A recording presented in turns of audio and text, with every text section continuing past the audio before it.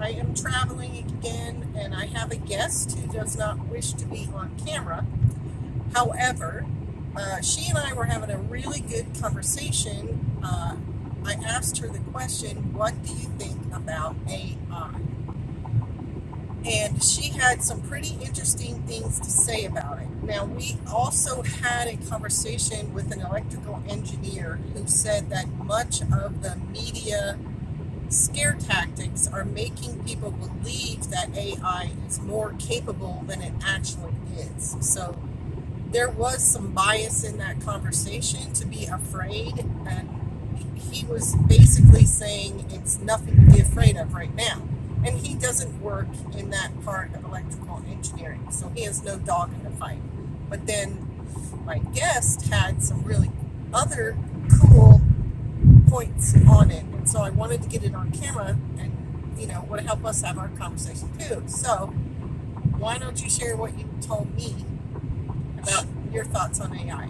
Sure thing. So I had come across the idea that most of the boogeyman aspect of AI is just storytelling about it rather than the reality, and that the bulk of AI is used for things like in the medical industry trying to make diagnosis quicker or to refine surgeries, and the AI is kind of used to run through outcomes and these sorts of things.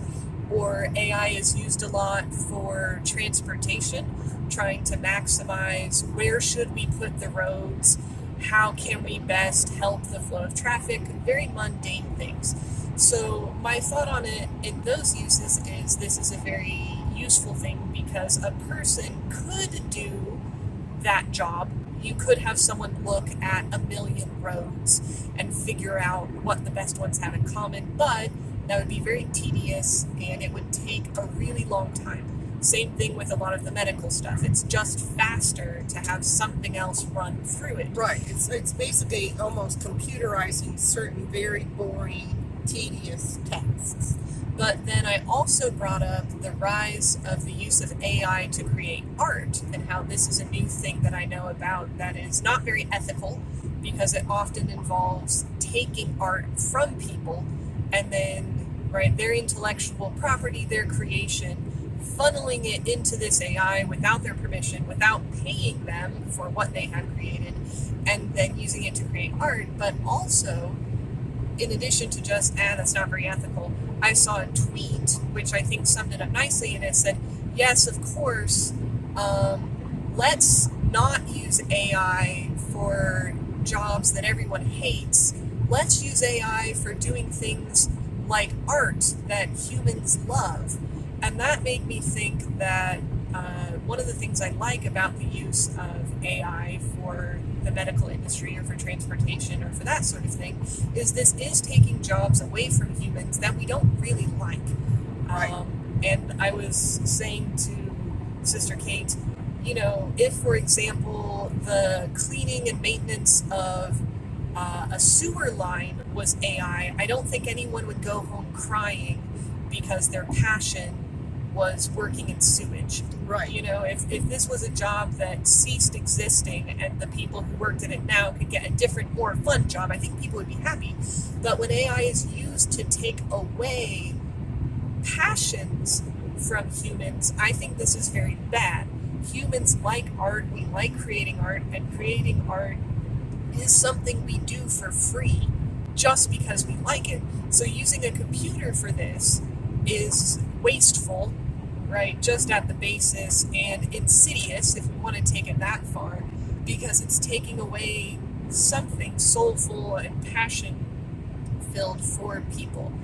And then I also brought up that there's rumblings that AI is going to be used in education to streamline it and to replace teachers.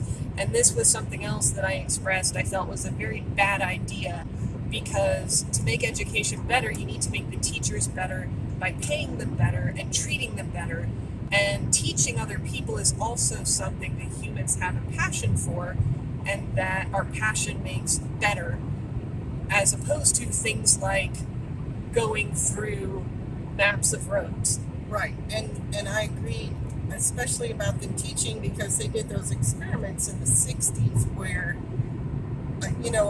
a baby monkey was given a mama monkey. Oh, that's the like wire mother and the clock mother. Yeah, the wire mother, and still nursing the baby monkey, but the baby monkey not responding as well, being more angry with the wire monkey mama than the one that they wrapped in towels or blankets, made her soft, and then he nursed same way from a bottle, but much more content and more happy. And in my mindset, having a robot teacher is the same concept. They're not capable of the emotion that a child needs while growing up. And I also agreed with you on the art.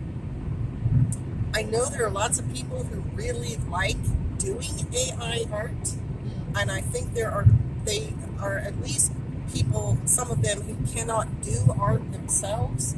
But it also occurred to me that there are a lot of people who have images in their minds, not always great ones, not always, beautiful images, but like maybe a little bit darker images, and they can't, it's only in their mind. And so they feed, different phrases into the AI art maker, and the AI art maker comes out. Because I saw a man's channel, and he was trying to get the AI to interpret biblical passages. And the AI kept spitting out these incorrect and sometimes dark and impersonal images that would not capture what this man thought the biblical interpretation for the stuff he fed into it, how that should have looked.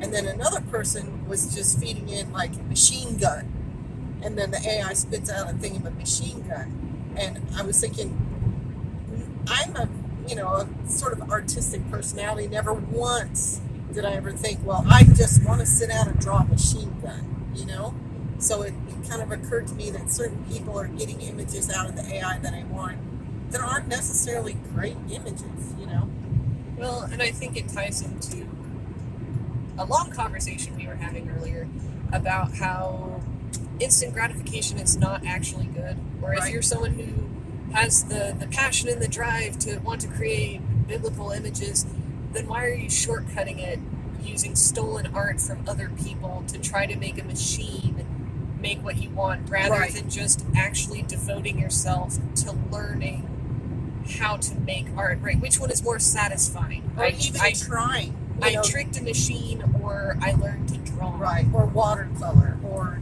magic marker, or something. Yeah, I agree. I think it just, and when I made a comment about the artwork, and I said, I find it fascinating and repugnant, and they said like the same thing, like, I don't really like it, but I keep looking at it. And to me, there's just art in its basis is to evoke an emotion, and usually it's to make you think, but it's not a lot of art is just to evoke dark emotion, and to make you feel repugnant. At least I don't think so. I'm sure there's people out there that say art should cover all. I was going to say I disagree. There's definitely some art and some artists that are just there to make you sad or grossed out. Or grossed out, yeah. But at the same time, I also think that part of what makes looking at art or analyzing art interesting is the fact that there is an artist. Yes. Because you can't talk about Dali or Van Gogh without talking about Dali or Van Gogh. Or who's the guy who did Saturn devouring his own son? Oh, I don't know. Degas? No, that's not Degas. He did the ballerinas. Saturn devouring is Goya. Goya?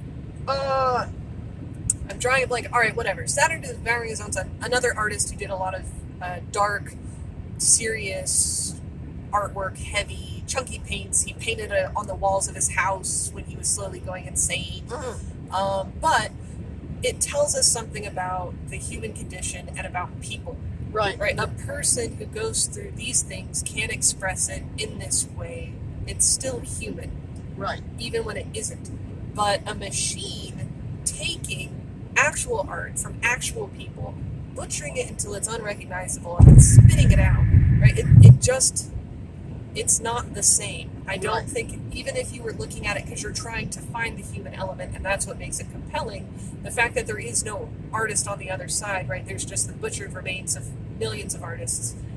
I don't know. It's Right? There's something there. So I what I found most interesting in our conversation, well, the whole thing was very interesting, but I 100% agreed with the mundane, and even with the example of the sewer, dangerous and dirty. You know, there is a threat when you work in the sewer industry of you getting some nasty diseases and infections. And if you could have AI doing those things, you would keep humans from having to put up with that. Um, Dishwashing is a very mundane task, but it's important.